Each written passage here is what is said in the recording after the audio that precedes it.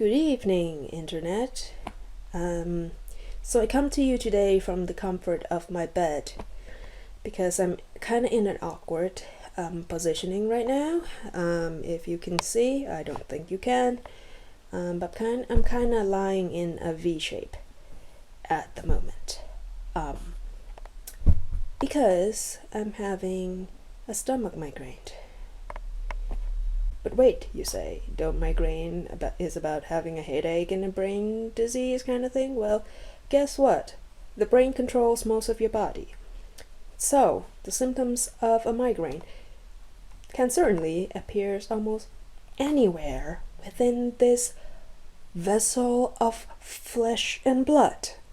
In fact, stomach migraine, or the technically correct term, abdominal migraine, is a common symptoms of migraine among children, and I'm pretty sure I had it when I was a kid. I was diagnosed with a migraine when I was a child, but looking back at my history of weird illnesses, I'm pretty sure that I had migraine for most of my childhood. And one of the symptoms that I had was weird, unexplained stomachache. It wasn't for the want of going to stool. It wasn't for the want of food. It wasn't for exerting myself, running around in the playground. Because I lived in Bangkok, there is no playground. Are you kidding me? So yeah, there was that mysterious stomach ache that disappeared around the time I hit puberty, and I never know where it went. Apparently it's just lay dormant, coming up to my head, just waiting for the time that it will unleash itself upon my body again.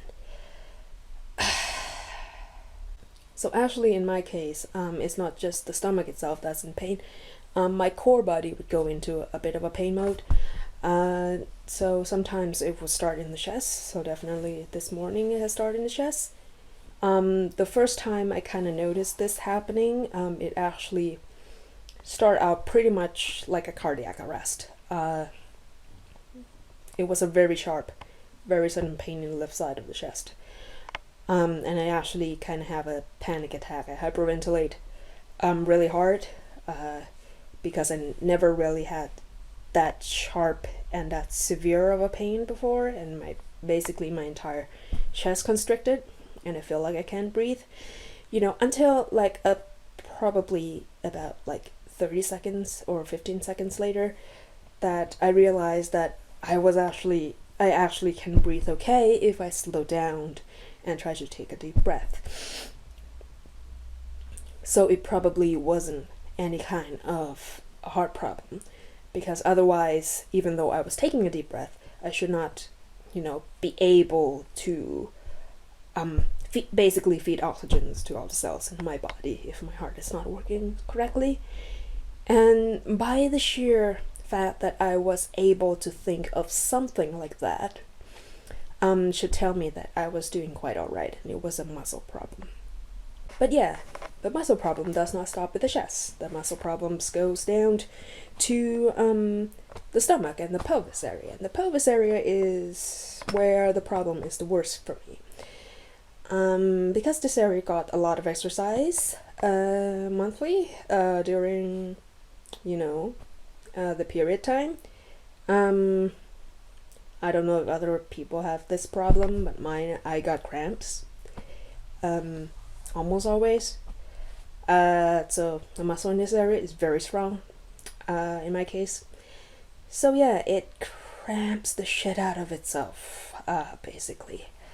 And so